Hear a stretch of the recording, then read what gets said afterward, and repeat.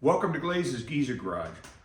On this video, we're going to show you how to marry a C7 Corvette parking brake system with an aftermarket actuator. The reason we had to do that, I'll explain in the video, but the C7 Corvette actuator is all computer controlled. It's very hard to reprogram it. So I went with an aftermarket system that I'm real happy with. I married it to, it worked out good. I'll show you how I modified everything. The other thing you see here is that the body's completely off the chassis. I'm blowing this thing apart. The only reason it's not completely apart right now, getting it ready to go to powder coaters, is because I was waiting on some parts to finish up the parking brake system. So hope you enjoy the video. Stay tuned.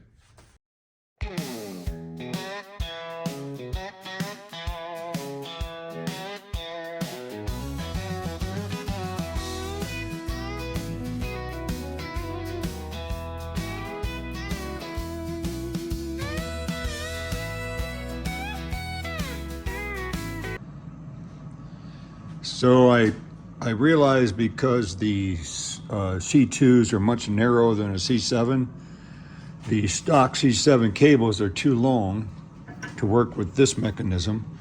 So I need to shorten these, and I was all worried, but what's cool is this end just screws right on there and then screws off. So I can literally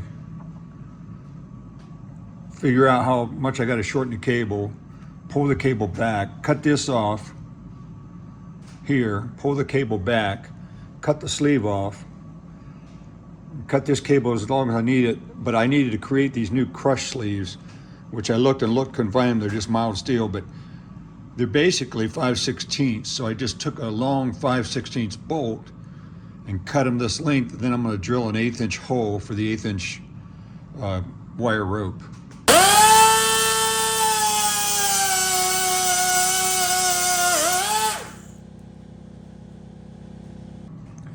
Okay, I have this cable marked right here where I'm going to cut it off. I did that by making sure that I was clearing the wheel. So I'm going to cut it off and screw that end on there and see how it fits up. Okay, you can see here I got the cut off. I don't have the cable, the wire rope cut off yet, but I have the outside cut. You can see it barely clears the wheel, but I get the the rotor goes on there yet. It is clearing by about an 1/8". The rotor is going to be another 3/16, so I'm clearing that wheel plenty. Yeah, it really looks nice like that. So I'm going to do the other side. So here's that 5/16 bolt. I just cut off 2 lengths. They look just like this. I have one here and one in the drill vise. I'm gonna flatten this top out and drill an 1/8" hole right in the middle, both of them. The thickness of this metal isn't thick enough to tap, so I'm gonna weld a thicker plate on here so I can tap that and just put a bolt in there. 1/4 inch thick, that should be plenty. So I'm going to drill and tap these. This is the bracket to keep the cable away from the tire. It's out far enough here to clear the wheel well. And I got enough clearance here when this is up, or all the way down, I should say, it clears the A-frame. So it's very important to get all those things right. Now I'll start working on the cable stop over here, mounted to the frame, over to the E-stop actuator. One key thing I wanted to point out is I had to modify what they call the front main actuator cable end, this end, from this to this. And all I did was I bought an extra left or right cable and used this screw-on end. And then just shorten this sleeve, put the end on and then crimp this cable stop on. Now that the body's off the car, I can show you a little more detail about how I used the 2017 parking brake system and married it with an aftermarket actuator. So if you look real close, this is the stock parking brake cable coming out. Come in. Now, these are the stock brackets, but I modified the Roadster Shop chassis, mounted some blocks here so I could thread that. That is a 5/16 coarse thread holding that in. Used the stock retainer, plastic retainer thing. The great thing about that is I found out that these plastic retainers, this, actually just thread on through a a molded part. It's got some serrated edges in there that just screw onto this plastic liner, which allowed me to, because I had to shorten these, let me go back and explain this. This is exactly how it's set up in a 2017 Corvette, but the problem is the 2017 Corvette is much wider than this C2 chassis from Roadster Shop. So I had to shorten this cable, the passenger side and the driver's side. In order to do that, I've had to find out a way to remove this. I thought it would be glued on or something, but because it's just threaded on or screwed on, I was able to unscrew that, cut the old cable stop off, crimp a new one on each end, shorten that, and then, pull the cable back, shorten the sleeve on each side, pull the cable forward, figure out what length I need, crimp new cable stops on, and then set up the same system just like it was in a C7 Corvette. So that's kind of the overall explanation. There's got my wire here in the way, but you can see there, very similar setup. Had to manipulate these a little bit to avoid hitting the tires and the coilover shocks. They're very close, as you can see, when it's the up position, but you'll never be up this high, or should I say the suspension hanging down that low. So see, it's very close there too, but not touching. And then you come around with the main actuator cable, comes around, and I modified this. I modified this existing bracket to fit the Roadster Shop chassis. I made this bracket here, and this holds it out from the wheel well on the dynamic Corvette big tub wheel well, but misses the tire also. So you got to really do this with the body on the car so you make sure everything's good. Ordered another stock bracket, welded another block on here to thread, and then what I used was an e-stop actuator. Very happy with how this works, and I'll go into that a little bit more. But what I'm doing right now is marrying these two cables. So what I have to do is modify the e-stop threaded rod here, because this is just not enough room where I decided to put it. If I moved this out further, it'd be too close to the tire. I didn't like that. So I actually am going to cut this off here and use this as my cable stop end, which should fit my stock coupling. I've done all the measuring, so I will marry these two with this bracket. I'll crimp another cable stop on the end of this cable. Hope that makes sense to you, but let's go after it, and I'll show you once I get it done. So I want to show you what I did. So I did cut this particular adjustment off, but you still have this slide adjustment.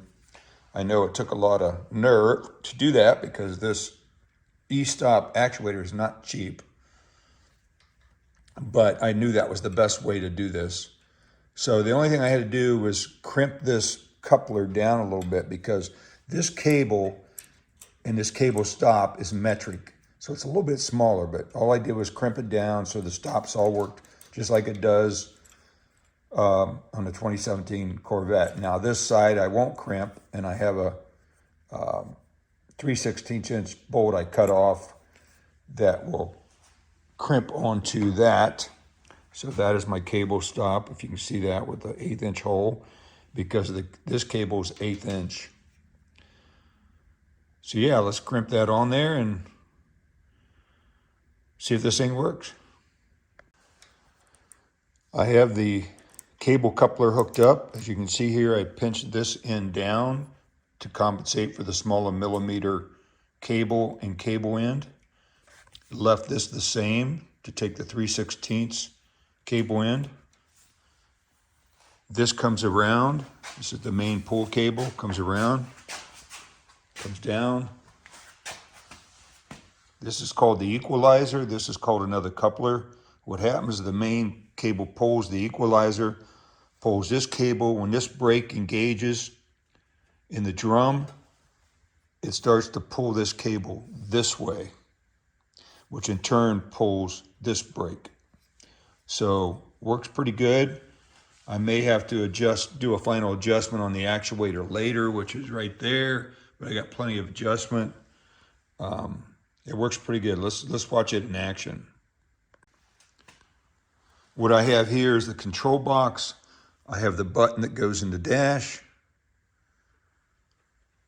So let me come around and show you how that works. And yeah, it's really cool to watch this thing work. What I'm not sure of is it reaching the 600 pounds of pull, or is it just reaching the end of its travel? That's what I don't know.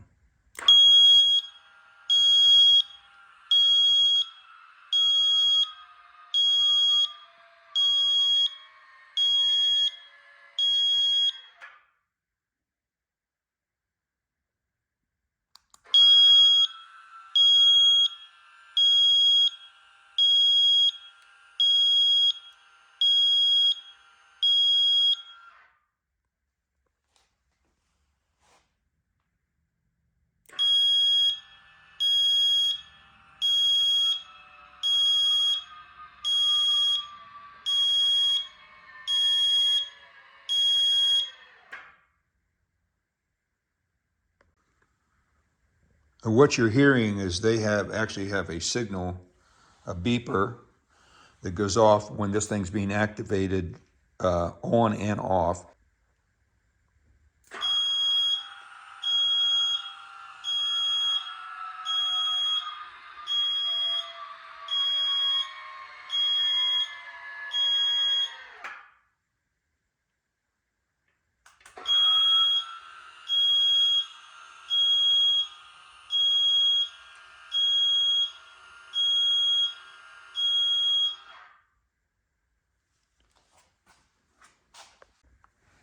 As you can see here, the rear rotor turns very easily, but when I activate it,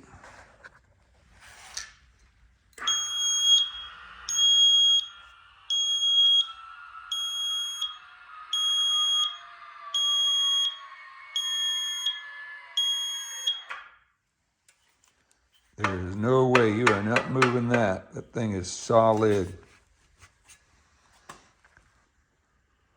Folks, this is the name of the company that sells that actuator. It's called eStop, E-S-T-O-P-P. Great people to work with. I work direct with their sales office at their factory. I'm not endorsing them. I did pay for this unit. I mean, I am endorsing them, but not being paid to do it, I should say. But the nice thing about this electric parking brake actuator is it really cleans up your passenger compartment. You don't have handles to pull. You don't have a foot thing to push. It just cleans it all up, and it locates everything in the back here. So there's no cables running all the way to the front, which really cleans up the underneath of the car too. So really happy with the way it's set up. Again, this is marrying a C7 Corvette cable system. And to review real quick, I had to shorten each cable on each side, and then shorten this cable and modify it up where it meets the e-stop actuator. Had to modify the e-stop actuator a little bit on the cable end, but other than that, it worked real nice. You see here, I put a couple mounts on the cross member and on the frame rail to mount that e-stop. That's just a nice position. I like it there. It clears the dynamic Corvette big tub floor nicely. There's plenty of room in here. So yeah, really pleased with the setup. Hope you enjoy the video.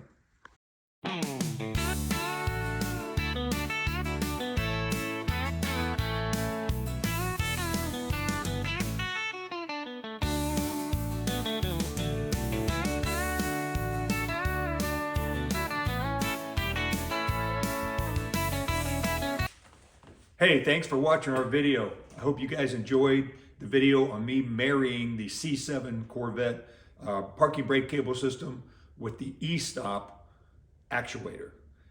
It made a really good system. I think it's going to be a safe system. You know, it's a manual car, manual transmission car. Going to use the e-brake more often. So I hope you enjoyed the video. Our next video probably will be a short video. It's on how I'm selecting the color of the car and the chassis. You know, I'm blowing this chassis apart to get ready to powder coat it. So yeah, so hope you enjoyed the video. Remember, like, subscribe, and share. It's very important. We're getting close to 1,000 subscribers. That would really help us out. Like, subscribe, and share. Appreciate you guys, and stay tuned for the next video. Talk to you later.